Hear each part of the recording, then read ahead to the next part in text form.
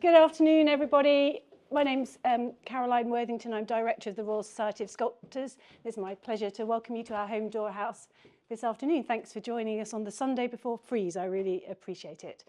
We were very excited yesterday to open our new exhibition called Assembly, which is Abraham, Crucifia House and Celeste. Abraham's work is just in the salon there, and we're sitting in Celeste's amazing site-specific work in our studio. I'm delighted that they are both here. Fernando and Gabriel are with us from Mexico City. They are going to perform very shortly, and then they will be in conversation with Isabel de Vasconcelos shortly afterwards. So thanks so much for joining us and enjoy. Thank you. I'm gonna... what we wanted to do was give space in this reading talk to a text that we wrote together to kind of elaborate on the ideas that were present in the process of making this installation. So it was a good opportunity just to make it a space for it. Present. So, yeah. Mm-hmm. It's called Melons Covered in Willow Leaves. Yesterday I walked in the rain and enjoyed the solitude. There was no emptiness. I don't know how to explain it, but I felt that this walk made me feel the future. It felt good. In the middle of the water is a thunder, knowing how to adapt to someone else's space. How this spiral arise? I imagine the waves are generated like when you throw a rock into the water. How deep is that body of water? How far will those waves reach? What contains them? Or do you keep, or do they just keep expanding like us? First I dreamed that I was ironing something, maybe a white blouse, with an iron with a very long cord. Then I ironed the cord, which was also wrinkled, and rolled it up again. I still lack the confidence to shape what I keep. The waves surround us. They shelter us in this tent that we imagine as our own. A little house. We share it, and it travels with us everywhere. We think of it as a building. It has windows, an entrance, and even a rose window. We cross time through a window and keep spiraling, making space for you and others. We were on the beach. I was living through my Saturn return. Everything was uncertain, confusing. Being with you was not. I asked the I Ching how we should proceed together. Its answer was line 5 of hexagram 44. Melons covered in willow leaves. A hidden gift. Jade talisman in the mouth. There is good luck. The thing comes like it tumbles down from heaven. Magic. The moon will always let us affect us, the moon that steers everything at nightfall. We imagine that the time is not linear, that we orbit the same places, like the transits of celestial bodies. We imagine that we fold time and unite two different moments, creating together beautiful forms. We are embraced by what we do together. What we know facilitates our transit in the world. Now we walk together through spaces where we used to walk alone. To be and to do, these words as a spell to start. How can I access the water from the well and use it? How do I make the energy that gets stuck in my throat flow? This transformation is important, profound, doing on my own terms, making myself bigger, daring to show myself, learning by doing. Everything makes sense to me by sharing it. I'm seeing my reality differently. Something was uncovered that is not yours, is not mine, is ours. A space with many nooks and crannies. A rope appears, guts, everything I feel is exposed, opening the doors. Hello, how are you? Welcome. We are here for whatever you need. Line, thread, fabric, web and warp, above and below. The greatest desire is to connect honestly with another who arrives by surprise, another who extends the portal where we continue creating. Thank you. Thank you.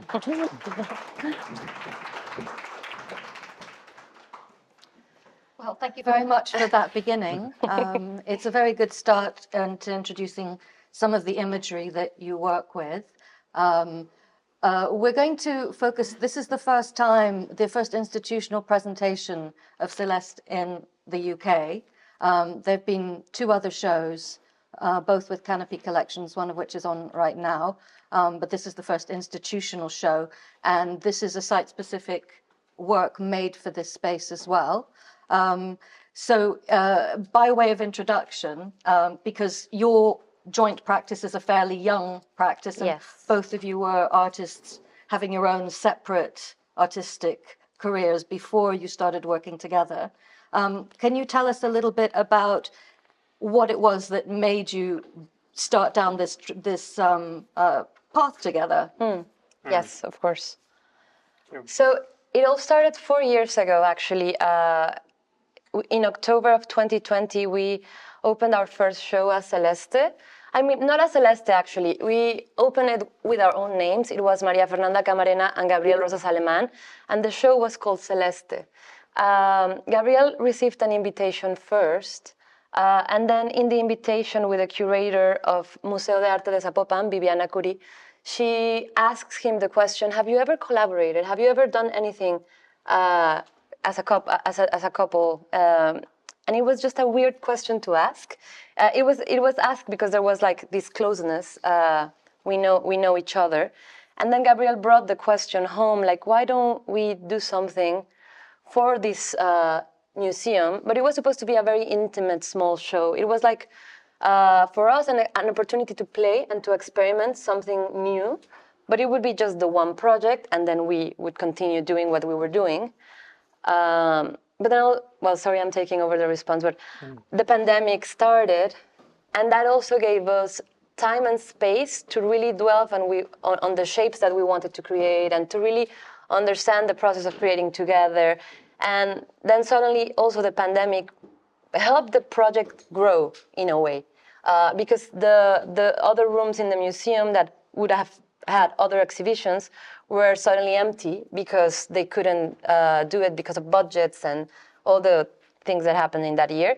So we suddenly had an opening, like an opportunity to place the works that we had created for this very small room in another room. I'm going to actually show a picture of that because we have it here. It's the last one, but I'm sorry about this.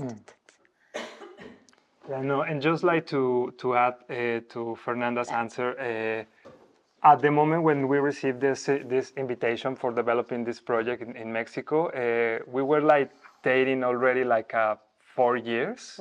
So then we decided like to move to live together, and also we start like like the conversations about get married and things like that, but never cross our minds like to do something together in the artistic field.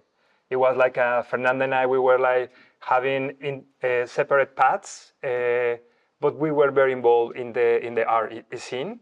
So when this invitation or this provocation came, it was like okay, we never thought about it, but why not? No, is this opportunity just like to as Fernanda said, to experiment something, because it was this invitation. It was meant to be for a small room in this museum, and it was like okay. So what we can do, because we were already together like around 2 years living in the same space, is like just like to bring this same atmosphere dynamic that we are already creating in our house into the exhibition space. So that was like this first input, and because it was an experimentation, it was like okay, this is the right place. But then pandemic hits, as Fernanda said, and transformed everything, like for us and for this project and for the institution as well. So it allows like all this combination of situations that Celeste just appears. In a way, because as I said, this was the title of the first exhibition, and then when we saw it come to life, it was like there's something here for us. There's more to create, and There was also very warm reception from the audience, and there were a combination of things that at first it was just all by coincidence, but then we took a very conscious decision of continuing, and we gave our all to the project. And I think we've been moving very fast. I always say like we achieve like large scale because it's like twice as much like energy. But we then decided very consciously to continue, and it's been a really beautiful surprise. Like it has brought a lot of people into our lives, showing the work and sharing the work, and it has brought a lot of new friends and collaborators. So it's been really nice 4 years as a duo. And the next show after that, how did that come about? Did it come out of that first collaboration? And how essentially has that whole aspect of your practice, because there is quite a bit of variety. You've then been working outside, you've been working in lots of different ways. Yeah, I think the next invitation of project that we developed like after this first exhibition in the museum, the Museo de Arte de Zapopan, many of the first things that came like with the possibility of develop this Celeste project were invitation of people that we were already close by, people that I was working with, or people that Fernanda knew because of her work. So as soon they saw that we were like doing this together, for them was like that's really interesting. Why don't you come and do something here? So the next exhibition was an invitation for an artist residency in a space in Mexico City. Mm-hmm. So Fernanda was very close to Pablo and Adeline, to the director of this space. Yeah. Pablo and Adeline, they are also like members of the Royal Society of Sculptors. I think so. Right? They are. Yeah. So yeah. So it was this opportunity to keep developing and exploring things like with the idea of Celeste as an artist. And also to add to this, I think it was also a lot of self-generated projects, because it was like getting together with friends, as Gabriel is describing, but then also Gabriel and I kind of pushing ourselves, not to do like one small thing, but what do you really want to do? And then with them, we created the first canopy work, which is a parasol that was created. We don't have a picture here, that's sad. So it was created to shade a really nice terrace that they have on top of the building. So we started really thinking ambitiously in scale and the way we wanted to create the projects. And I think self-generating the energy of artist-run spaces is very important in the beginning of our practice. And we were very conscious, like, if the invitations are not coming, we will create the opportunities that we need to keep exploring. And I think that just created like momentum or something. And then eventually, always like we said in the text, like the desire to connect with someone that opens the opportunity to keep creating. These things have happened. I think it's kind of magical. I really love it. For example, when we were invited to do the piece for, we'll go back to those, sorry. Is it not here? It's, here. There are not many. So we were invited to do a project for the Contemporary Austin, a museum in Texas. And that connection came absolutely by chance, because the curator of the space saw our work in the Museo de Arte de Zapopan website. Like, there was no person in between. It was just the internet doing its magic. And I just find it very exciting, when those types of connections happened. And, that just has been good. So there are certain motifs and materials that have been with you from the very beginning. Can you tell me where the textiles come from? Was this something you'd been working with before? And then maybe we can move on to talking a little bit about how you sort of jointly decided to, bring in the kind of imagery, the palette, and all of these other things, and maybe the different kinds of textiles you've used in different projects and why. Of course. Okay. Well, just at the moment when we got the invitation, like to do this project for the Museo de Arte de Zapopan, the latest project that I was doing as an individual artist, it was focused in paintings on silk. So I was exploring already the idea of some fabrics and some textiles and presenting like as these curtains, but at the same time they were paintings as well. So they were creating also like space. So I was like with these ideas. So then we decided like to continue like using fabric, but we switched into cotton canvas, because also was a closer reference to something more domestical, like you are wearing like clothes made out of cotton fabric, but also tablecloths, but also like fabrics as well. So it was like this material that it felt more warm and also more connected with our everyday life. And also because Celeste, or this first idea about Celeste came out of like the dynamic of Fernanda and I, like creating this house and creating this space where we were living. We also went to the kitchen pantry in order like to explore what from there we can use for dyeing fabrics. So we use curcuma, which is turmeric, and also we mixed it with a little bit of baking powder. And also we do experiments with avocado seeds. So for example, with avocado seed, you achieve like one pale rose, really beautiful, and also some tones of brown. With turmeric, of course, is this fantastic yellow. But when you add baking powder, you create an extraordinary orange color. So we were like very fascinated with this possibility of bringing color into the work with elements that we could find in our kitchen pantry. But as all these ingredients are not so much stable and they fade like immediately after a week or something like that, we just switch into using like industrial powders for dyeing fabric.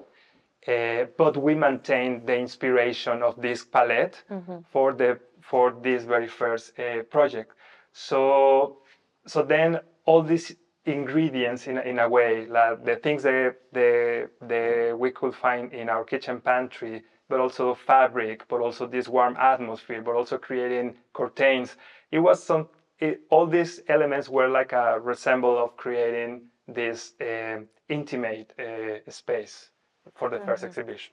It's quite tempting thinking about the timing and it being locked down and you being contained in a domestic space, and in a way this creative partnership being hatched also in that moment in your relationship. And essentially so much of what you are making is a kind of expanded, if not domestic, then a welcoming and safe environments. And is that something that you're aware of, or do you think it would have happened that way anyway?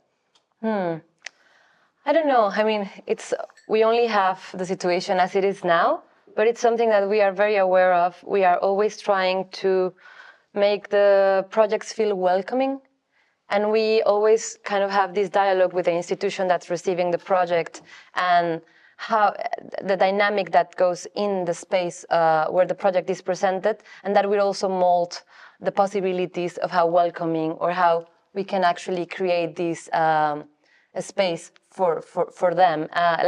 I feel like it's a conversation in different layers. Like there's one between Gabriela and I, but then there's also one with the institution and their capabilities and their teams and their spaces. And then also thinking about the audience that will come in. Like, for example, right here, it was very deliberate to leave the space empty because we wanted this to be able to happen. Like we wanted to have people use the space for different things because we're going to be gone in a week, but the space is going to host the artwork for longer. So we always try to think of the way it's going to be used and how someone else will be here. You know, like it's very important in the process, I feel. So I like the reference also to the pandemic period when we were all very secluded in our houses. I think I hadn't really thought of it. Like Celeste coming from that moment in time where we were all very connected to our domestic life. But now it's expansive, as you can see. Like we've also transformed the gathering space outside and think of it as something that can also happen outside the museum walls. And now there's another part of our practice that it's not very evident now, but we want to create learning spaces as well. I think it all started with having gatherings around a table. For example, like we invited people over and cooked for them and had a beautiful setting like this, but we wanted to activate the space first in that direction, but then later it has become something that has to do more with learning and creating discussions and communities that don't happen in everyday life, to extend a little bit that. Yeah, I don't know if I answered your question. I moved a little from... You've exceeded my question. So I'm going to pull us back to the motifs Sure. that are a very regular element. And how did you first find that common language? Were you bringing different languages into the pot, as it were, and stirring them up? How has that evolved, or has it stayed fairly stable over the? Well, it's only been 4 years, so there's time. Well, all this started again in this first project that we did 4 years ago, and we set this kind of like dynamic where Fernanda and I we were like having this conversation through drawings. So we had this notebook. So one of us started like doing one sketch, and then we gave the book to the other, and it was like a kind of response. And then we start like seeing like this kind of like a dancing in between lines, in between our drawings, and at that moment it was very clear like how different we are, or we were also. Like me, I was like very much into sketching like architectural elements, like so it was like very straight, and it was like very about representation of space and so on. And for Fernanda, she was always more into the symbolic elements. So then having this conversation in between our drawings, it was the way it started, and then also is the way that all mix it up and bring like the new elements as well, and also extend this narrative that we are presenting as Celeste, because it was very important from that origin moment, and also right now that even we are like individuals, Celeste is like this strong voice, that is not presented by Fernanda, or only by Fernanda, or only by Gabriel, is Celeste. Something that really helped me throughout the process of becoming an artist, public-facing artist, was understanding that there was also like power in the images that we were creating. And we started to look at what we already had in the kind of universe that we created with this first exchange of drawings, and then kind of seeing the potential of those shapes, and as we say many times, we think like we're stretching the forms, like stretching the finger that first appeared and making it become a thread, and then making the thread spiral, and then maybe the hands get together and that will create a weave, and like just the possibilities that come up with the interactions of these elements. And I like to think of the universe that we created like a SketchUp world. When you open SketchUp, there's like a huge above and below, and there's like a huge surface, and then you put stuff in it, and you can move the perspective, you can move the focus, and you can like turn it. And I feel like that's how we composed most of our images. We concentrate in like one idea that we want to develop more in this project. For example, there are a few, but the main feature is this huge spiral that kind of envelops the whole space. And then from there, we start like kind of piecing together the composition, but it will always bring parts of different projects. It will always bring, we want it to feel like it's kind of connecting different spaces and times in our universe. So that's like a way that we've learned we are using the symbols that we've created. It's like an unlimited source in a way. So you've created them, but they're drawn. To what extent are they drawn from pre-existing sources? Obviously, they're then iterated between the two of you into this other thing that is Celeste. It's in the little text that you were reading at the beginning, you're mentioning the I Ching. And to what extent is there that element of chance in the decision making, and to what extent are you actually drawing on wells of pre-existing and kind of embedded imagery and symbolism? I really like the element of chance, and I think when you're working with a collaborator, there's always this element because you are not in complete control, and that's beautiful. I really like when Gabriel proposes something and it's just like fitting perfectly with our intention, and it surprises you because it's not your own thought process. So I think this is also the beauty of collaborating, like when you're really open and when like this, the creative process feels like it has an element of chance, like a big element of like you not being fully in control. And then in relation with the I Ching, which is something that I use on my daily life to kind of navigate, I think we're very inspired by the way it composes imagery, like describing scenes, describing interactions, where everything is very visual. So that's a source, and I actually, when the knots come from one of the hexagrams, but it's still like how do you react to this image? What does it make you feel, and what type of relation it creates? And it was like interdependence. So, and that becomes a shape. So it's like a dialogue with this other thing outside of us, but mostly I think with the world we've put together, and that it has also a life of its own in a way. I like to see it like that. Yeah, and it's true that when you were like pointing out like this, like sources that already like are like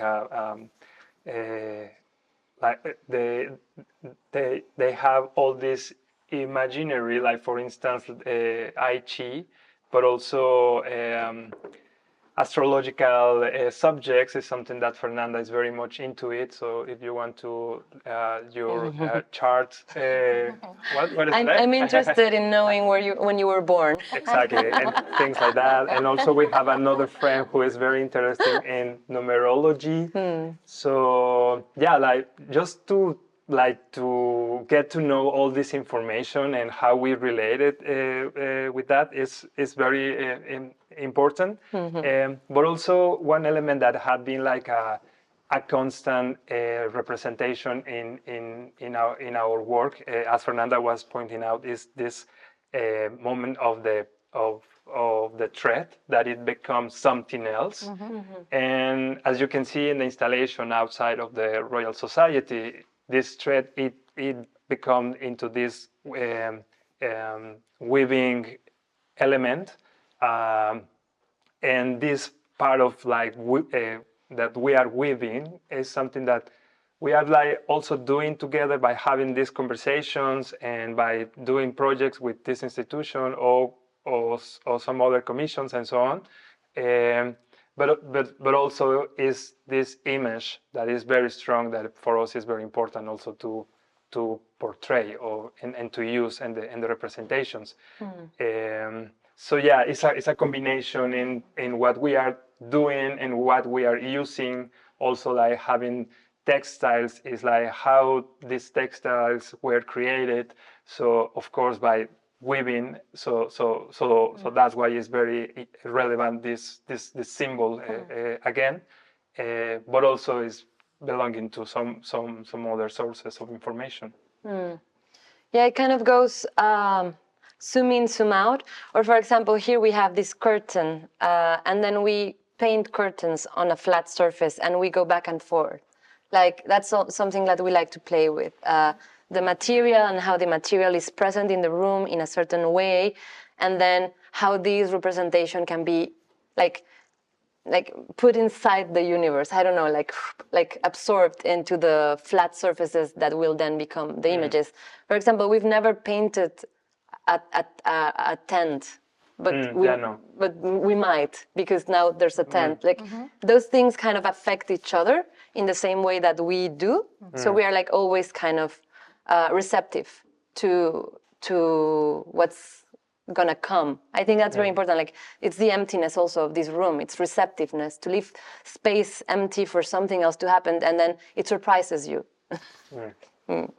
Yeah, and also it's like this thing that when we are or when we have the opportunity like to develop something new, like from because the institution invite us.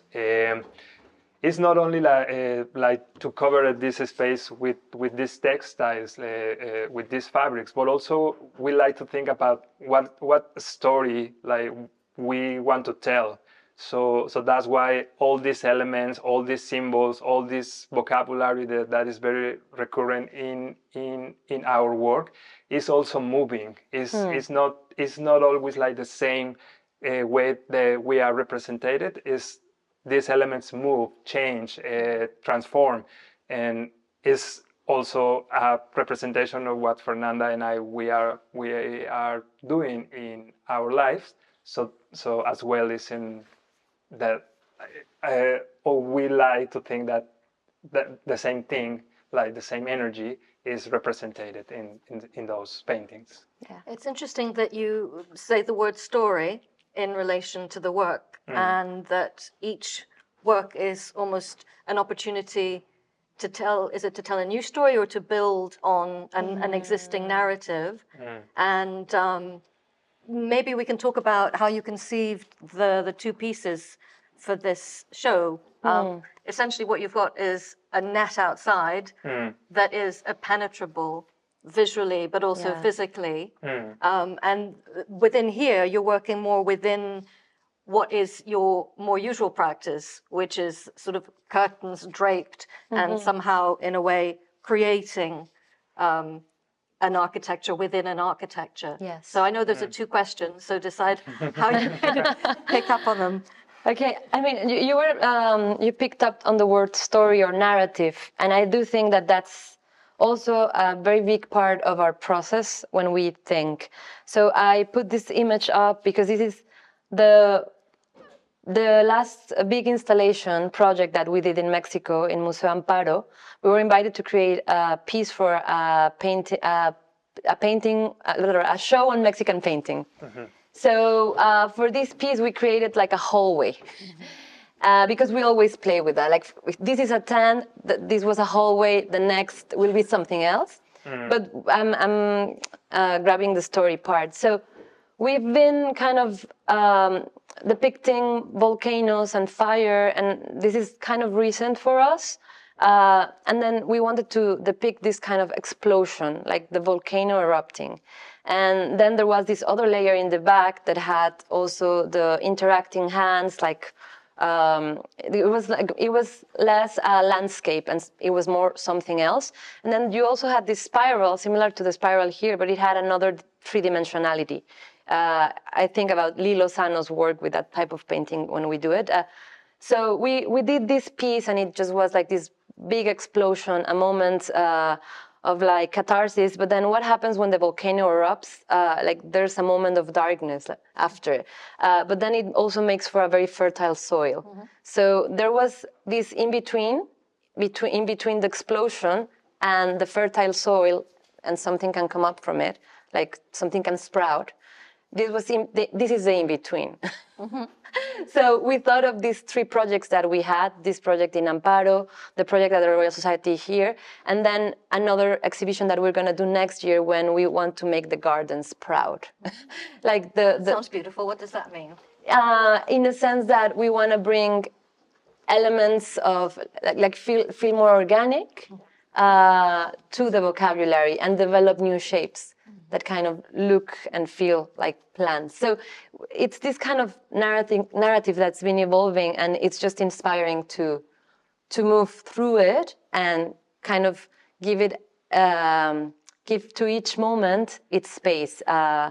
So yeah, this is kind of the transition between one and the other, but we also wanted to really give space to the transition and to honor it, you know. It's also a moment where it's more dark, it's recluded, it's like this kind of feeling. It's a lot of feeling-based creation, I think. Do you? Oh, and then with the webbed and outside. The one outside. Yeah, as I was mentioned, well, this piece it was very much one response, like to the beautiful building, the Dora House.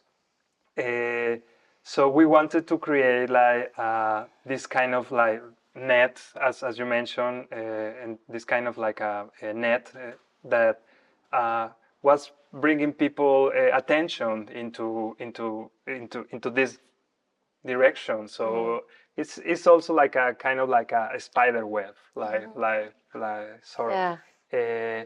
But then just like in technical elements in this kind of like a sculpture, but it's in between painting as well, and the installation is, of course, is like creating, like having all this like web and warp, but also we paint on top of that, like bringing like a new layer of like a contrast and brightness.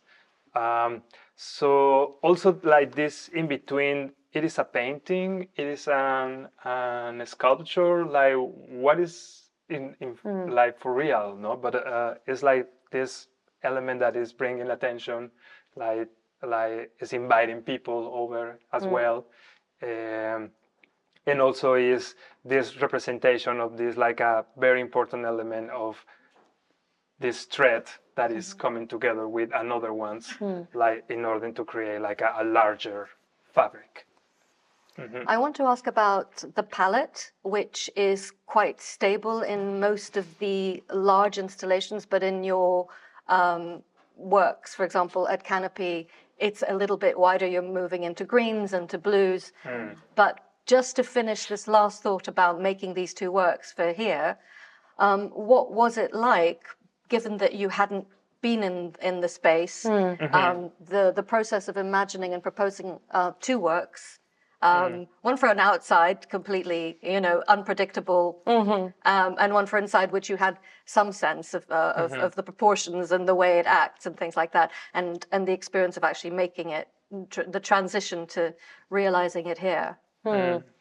So, for example, we had the floor plan of this room, and we really and we've seen pictures, but then we've seen pictures edited by the photographers on Photoshop, so it's perfect. And then when you come in and you start seeing, oh no, like yeah, it's kind of different here, like it has this detail here, and you see the space has more character that you can actually see in the material that you're given.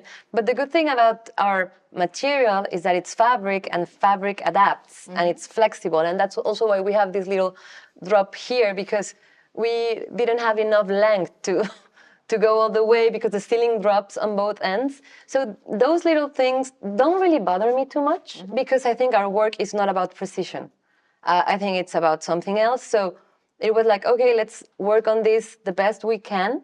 And I liked it. You know, I think it also makes evident the layers of history that are present in this room in particular, all the little changes that have been done throughout the years that you cannot really account for.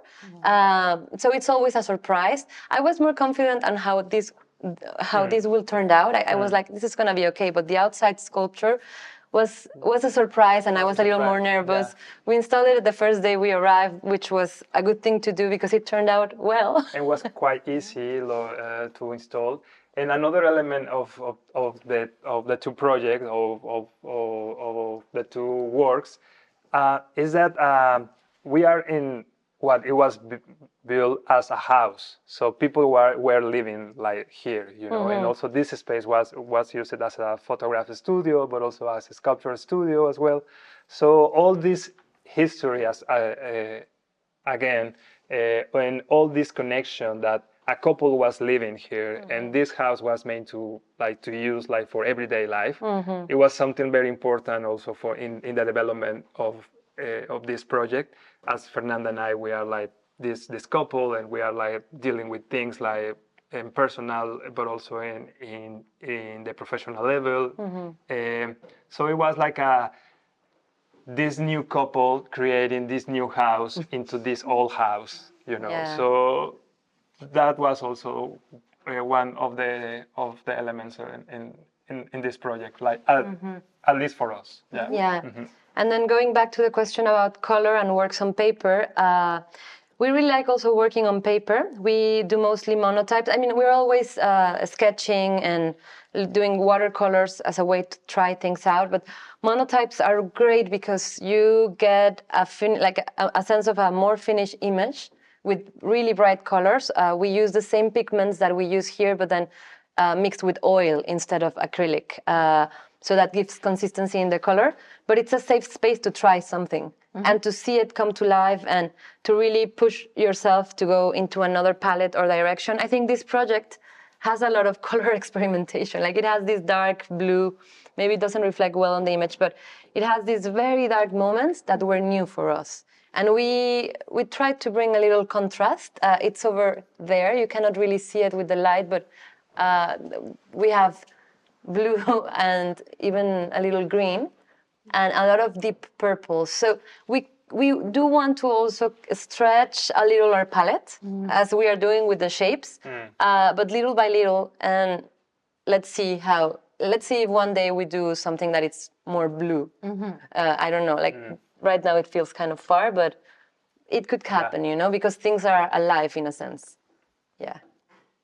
And but why start with this sort of more kind of red, russety palette? Was it chance or? Well, I think it comes definitely from this show. Actually, the piece in the center, we really love that combination of colors, and we called it the precious one. Like it had another title, but for us it was like the precious one, and it has. The colors are present here actually, except for orange. We didn't use orange in this one, but it has this deep cadmium red, which is the spiral color. I don't know. I think it's just something that speaks to us and that kind of creates this sense of intimacy or warmth that we want to bring to some spaces. And in this case, it made sense. There's also new colors like more synthetic pink over here, but I think the main colors are the cadmiums, which are also toxic. So it's like. It's kind of weird. We are handling them so much, but we really like the brightness of them. So they are very this is also cadmium, but medium cadmium red, and the orange is also cadmium orange. So it's I don't know. It's something that but when you say that if it came by chance, I mean not at the beginning, because like we were like with this decision of being inspired by this palette of color, that it was coming from elements from of the kitchen pantry. But then, of course, like we didn't maintain like with this possibility, but we knew like about this ingredient cochinilla, which is very traditional in regions in different regions in Mexico. So from that ingredient or from that insect, you achieve like a really bright red. But also when you are combining it with some other elements as vinegar and also like baking powder, it transformed into something else. And also I think with lemon juice as well, it changed into a bright purple. So we knew all this information and we saw it, but we want. But we didn't have like the opportunity like to go like into that experimentation, because also the dimension of the installations that it will means like a lot of this material, a lot of this insect, so that it makes like another like transaction in the process of doing this. So that's why we decided like for going into the loose pigments, which many of them are like from different mineral resources, and some other are synthetic. But definitely like this palette and this red and this pink hues come from the inspiration of these natural elements, but we achieve them with some other ingredients right now. One thing we talked about when I came on Wednesday and you were still finishing the installation, and we were talking about the windows and the niches, and then you started showing me some fantastic images from these little domestic chapels that you found, that you discovered in Mexico. And that's one thing I took away with me. So I thought it might be nice to talk a little bit about that as well, just to open up into influences and things like that. So yeah, we talked to Isabel about, in the process of making this commission, like we were already working on it. We hadn't started painting. We were invited to do a residency in Querétaro, a state near Mexico City, in an area like a semi-desertic landscape. And part of the tour when we were there was to visit this small town where most of the family homes have an attached chapel. And this was done in the 1500s when the Spanish came and they started to introduce the Catholic religion to this community. And it was just something that every house had. Like every family had a little chapel, and they had the walls of the chapel covered with tempera painting. And now many of them are not in good condition, but some are very well preserved. And they took us to see those little chapels. And it was very special because first, you needed to go with someone from the family that would open the chapel for you. So it was not like open to the public. And that felt very intimate. And it was like an extension of their house, but it is also a place for prayer and contemplation and like for another type of activity. So the mix of house and chapel, but also the way the ornament covered the whole space was very, very inspiring to us. And coming back to this space, like it also has this kind of chapel-like feel. Like it kind of mutates from a home environment to something else that can be a little more ceremonial. It was not exactly the intention, but we were very inspired by it. And yeah.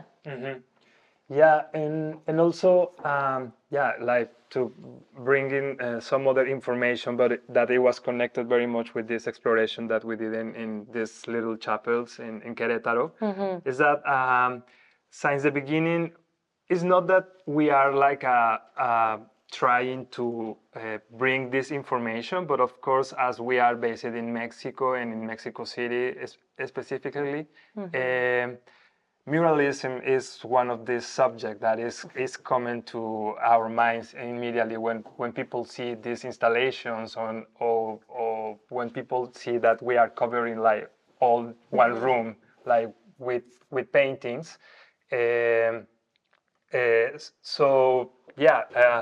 Of course, like the history of muralism in Mexico is also way far more connected with the pre-Columbian societies that Mexico have, because as Fernanda was mentioned, like many of these like archaeological sites that many of us know originally were painted, like covered, completed with murals or with paintings. So that kind of like element that in your everyday life, like you have like this chance like to be connected with these representations, like somehow all these traditional and ceremonial elements that Fernanda was mentioned, they were portrayed like next to you, like next to your bed, like next to your kitchen.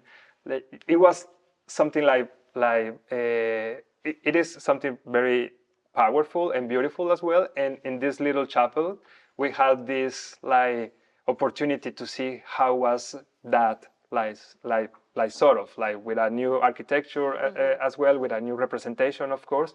but you were covered like you were surrounded by these paintings that they were like depicting like situations of this family in a specific, or from this town in a specific. So yeah, having this in mind, like, and learning that, it was something that we wanted to bring into this installation, like somehow. So that's why the little hooks nooks that you were mentioned, but also these arch paintings that represent windows, or that represent this kind sort of like portals, or you know, like for us it was like something new is coming out from this window, you know. Lovely. Well, thank you. That's a nice way of drawing it all together. Thank you so much, everybody, for coming. Thank you very much. Thank you.